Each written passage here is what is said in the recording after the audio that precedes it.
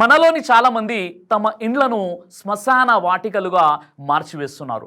ఏంటండి శ్మశాన వాటికలుగా మార్చివేయడం అంటే? ఎవరైనా ఇంట్లో సమాధి చేయడమా, లేదా ఇంటి ఆవరణలో శ్మశాన వాటికను ఏర్పాటు చేయడం అంటే ఎంత మాత్రము కాదు.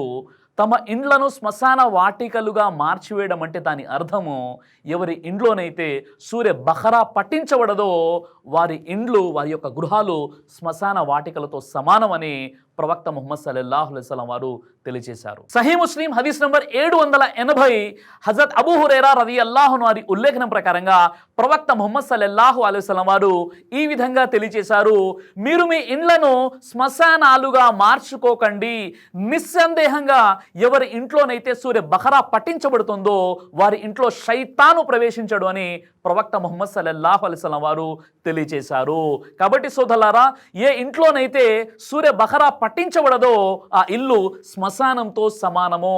ఆ ఇంట్లో శైతాను తిష్ట వేసి కూర్చుంటాడు. ఇప్పుడు చెప్పండి, మన ఇండ్లలో ఎంతమంది సూర్య బహరా పఠిస్తున్నారు? మనం రోజు చూస్తూనే ఉంటాం కదా, ఎంతో మంది ఇండ్లలో పాటలు వేస్తూ ఉంటారు, మ్యూజిక్ వేస్తూ ఉంటారు, కానీ సూర్య బహరా అనేది తిలావత్ జరగదు. అలాంటి గృహాలు ఏవైతే ఉన్నాయో అవి శైతాను తిష్ట వేసినటువంటి స్థావరాలు, అదేవిధంగా శ్మశాన వాటికలతో సమానమని చెప్పారు. కాబట్టి మన ఇండ్లలో శ్మశాన వాటికలు కాకుండా శైతాన్ తిష్ట వేసి ఉండకుండా ఉండాలి అంటే సూర్య బహరాని తప్పనిసరిగా మనం పట్టించాలి. కనీసం ఆడియో ద్వారా అయినా, మొబైల్ ద్వారానైనా మనం సూర్య బహరా పూర్తిగా మనం ఇంట్లో ఆ యొక్క వాయిస్ వేసేటటువంటి ప్రయత్నం చేయండి సోదరులారా. సహీ ముస్లిం హదీస్ నంబర్ 804 హజరత్ అబూ ఉమామా రదియల్లాహు అన్హు వారి ఉల్లేఖనం ప్రకారంగా ప్రవక్త ముహమ్మద్ సల్లల్లాహు అలైహి వసల్లం వారు ఈ విధంగా తెలియజేశారు, మీరు సూర్య బహరాను పఠించండి, ఎందుకంటే సూర్య బహరా పఠించడం ద్వారా మీకు శుభం కలుగుతుంది అని ప్రవక్త ముహమ్మద్ సల్లల్లాహు అలైహి వసల్లం వారు తెలియజేశారు. సోదరులారా, సూర్య బహరా పఠించడం ద్వారా మన జీవితాల్లో శుభం అనేది, బరకత్ అనేది ఉంటుంది. ఈరోజు మన ఇండ్లలో, మన జీవితాల్లో బరకత్, శుభాలు ఎందుకు లేవంటే సూర్య బహరా అనేటటువంటి మహోన్నతమైనటువంటి ఆయతులు ఏవైతే ఉన్నాయో, వాక్యాలు ఏవైతే ఉన్నాయో వాటిని మనం పఠించట్లేదు.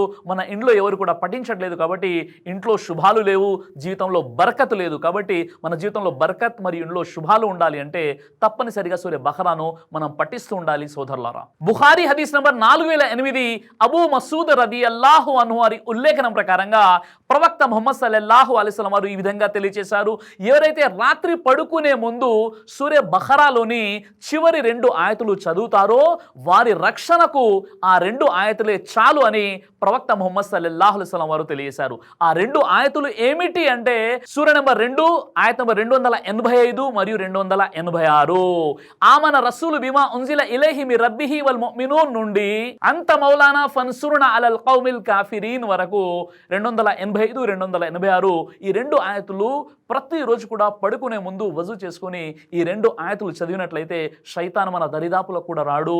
మన రక్షణ కోసము ఈ 2 ఆయతులు చాలు అని ప్రవక్త ముహమ్మద్ సల్లల్లాహు అలైహి వసల్లం వారు తెలియజేశారు. అయితే ఎంతమంది ఈ 2 ఆయతులు నేర్చుకొని పఠిస్తున్నారు ఒకసారి ఆలోచించండి. తిర్మిజీ హదీస్ నంబర్ 2882 హజరత్ నౌమాన్ బిన్ బషీర్ రదియల్లాహు అన్హు వారి ఉల్లేఖన ప్రకారంగా ఏ ఇంట్లోనైతే 3 రాత్రులు ఖురాన్లోని సూర్య బహరా 2 చివరి ఆయతులు పఠించబడతాయో ఆ ఇంటి దరిదాపులకు కూడా శైతాను రాడు అని ప్రవక్త ముహమ్మద్ సల్లల్లాహు అలైహి వసల్లం తెలియజేశారు. ఈ విధంగా సూర్య బహరాలోని చివరి 2 ఆయతులు ఏవైతే ఉన్నాయో దాని యొక్క ఫజీలత్, ఔన్నత్యం చాలా హదీసులో చెప్పబడ్డాయి. కాబట్టి ఆ వాక్యాలను బైహాడ్ చేసుకుని రాత్రి పడుకునే ముందు తప్పనిసరిగా మనం చదువుతూ ఉండాలి, అల్లా రక్షణలో గనక మనం ఉండాలి అంటే. కాబట్టి అల్లాహ్ సుబ్హానహు వ తఆలా మీకు, నాకు, మనందరికీ కూడా సూర్య బహరాలోని చివరి 2 ఆయతుల్ని కంఠస్థం చేసుకుని ప్రతిరోజు ఈ ఆయతులు చదివేటటువంటి సద్బుద్ధిని ప్రసాదించుగాక. ఆమీన్ యా రబ్బుల్ ఆలమీన్.